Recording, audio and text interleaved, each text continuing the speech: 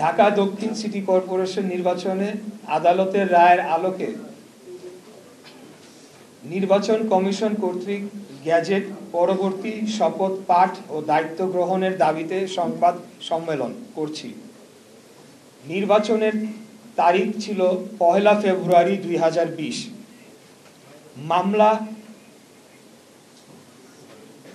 মামলা সাবমিটের তারিখ ছিল 3রা মার্চ 2020।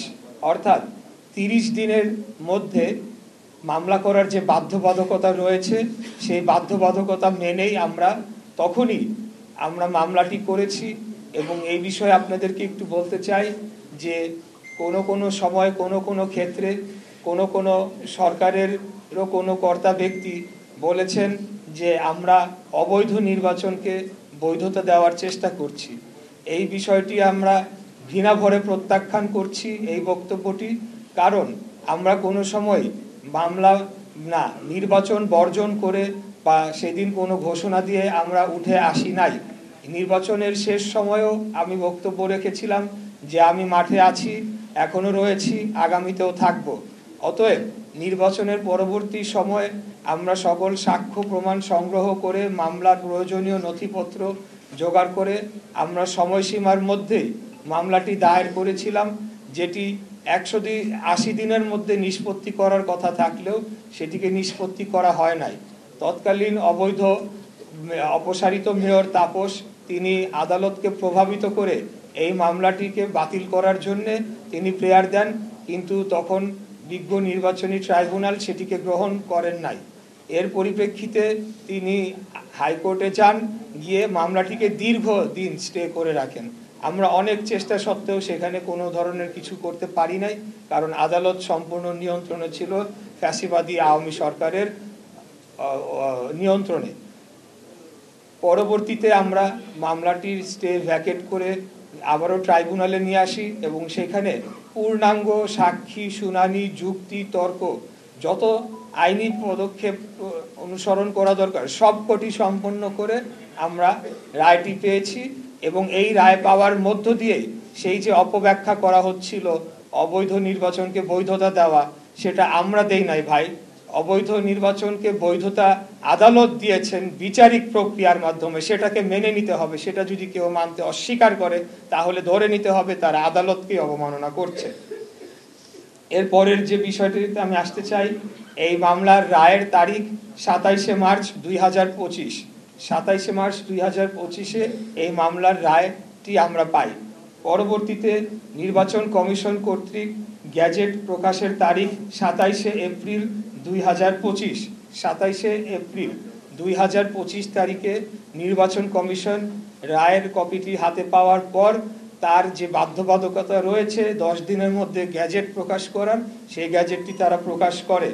এখানে আরেকটা ধোঁয়াশা মাঝখানে সৃষ্টি করার চেষ্টা করা হয়েছিল, যখন আইন উপদেষ্টা বললেন যে আমাদের কাছে মতামতের জন্য পাঠানো হয়েছে, যেটি নির্বাচন কমিশনের দরকার নেই, তারা স্বাধীন সাংবিধানিক প্রতিষ্ঠান।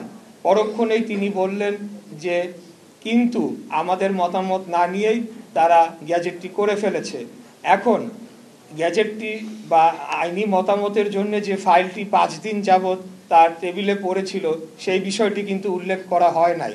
দ্বিতীয়ত, এখানে নির্বাচন কমিশনের একটা বাধ্যবাধকতা রয়েছে, রায়ের পূর্ণাঙ্গ কপিতে স্পষ্ট লেখা হয়েছে 10 দিনের মধ্যে গ্যাজেট করতে হবে, না হলে তারা কন্টেম্পট অফ কোর্টে পড়ে যেতে পারে। কিন্তু যখন জনগণের সামনে এভাবে উপস্থাপন করা হবে, জনগণ কিন্তু সেটাকে ভিন্নভাবে দেখবে যে আচ্ছা আইন মন্ত্রণালয়কে হয়তো তোয়াক্কা না করে কোনো ধরনের প্রভাব খাটিয়ে নির্বাচন কমিশন থেকে গ্যাজেট করানো হয়েছে কিনা, এই ধরনের একটা চিত্র দেওয়ার চেষ্টা করা হয়েছে, যেটা অত্যন্ত আমি বলবো দুঃখজনক। নির্বাচন কমিশন একটি স্বাধীন সার্বভৌম প্রতিষ্ঠান, তারা আপন গতিতে তারা নিজ সিদ্ধান্তে কাজ করে চলেছে, এই ব্যাপারে আমাদের কোনো কিছু বলার নেই। এখন সর্বশেষ যে বিষয়টি বলতে চাচ্ছি, গ্যাজেট প্রকাশের 20 দিন হয়ে গিয়েছে, এখন পর্যন্ত আমাকে শপথ গ্রহণ করানোর জন্য কোনো ধরনের পদক্ষেপ বর্তমান সরকার নেয় নাই, যেটি কিনা তাদের এখতিয়ারে পড়ে। বর্তমান সরকার বলতে স্থানীয় সরকার বিভাগকে বোঝানো হচ্ছে, যেখানে নির্বাচন কমিশন থেকে এই নির্দেশনাটি গ্যাজেট সহ স্থানীয় সরকার বিভাগে অর্থাৎ স্থানীয় সরকার মন্ত্রণালয় বরাবর পাঠানো হয়। পাঠানোর পর তারা আরেকটি যে কাজ করে সেটিকে আইনের দৃষ্টিতে অনেকেই বলেছে এটি বেআইনি, সেটি হলো তারা পাল্টা নির্বাচন কমিশনকে চিঠি লিখে সেখানে একাধিক একটা রেফারেন্স দিয়ে বলার চেষ্টা করে যে এখানে আপিল করবে কি না।